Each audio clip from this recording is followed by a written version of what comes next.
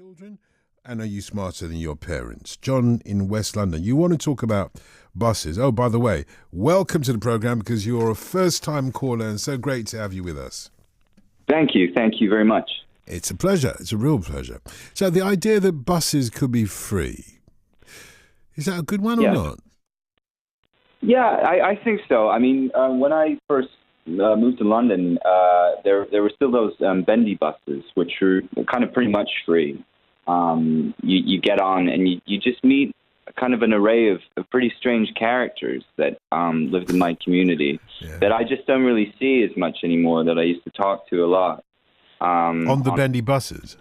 Yeah, that's right. Yeah, and I think that may be down to the fact that a lot of those people they did get around on those buses exclusively. And, I met a lot of them, and there are some really interesting people. I like talking to, being from the West Coast and in the States, I talk to people a lot more in public than I do in London. You don't really talk to people as much in London. But I like talking to people on those buses, and weirdly, the characters I met, they were a lot more open.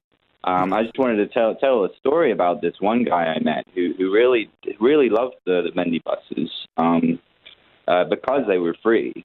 And it meant a lot to him. I wonder if I could just share that. The bendy buses weren't free. I don't remember them. I mean, you could bunk on them. Pretty much. That's what I mean. Yeah, and this guy did. Yeah. So and we all did. I was kind of quite young at the time, and it was a good way to get around. I mean, I know that's not the official line. No, sure. But this guy I met, I got on one day, and this guy was on the back of the bus. And he started talking to me, and he said he hadn't paid, and I said I hadn't either. And we kind of had a joke about it. And he had on the same coat as me. I remember we had the same coat on. It was from Gap, and we made some jokes about that. And then we came around the corner into Vauxhall bus station, and he said how the structure there it'd been built like it was made for airplanes to take off from, and I agreed.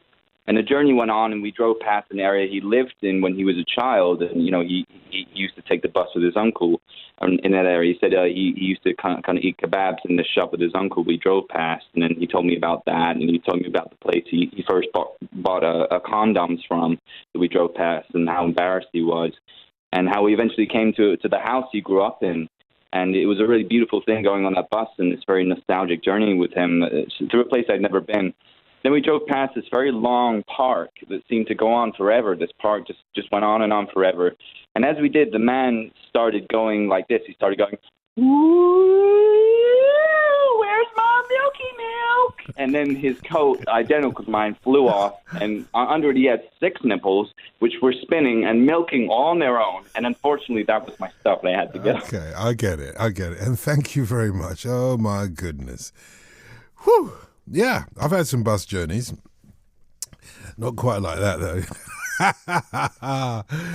John in West London, new caller. Do call again, by the way.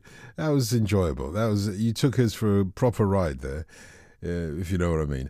0800 731 2000. Whoa, and we've got BB on the line as well. BB is in Finsbury.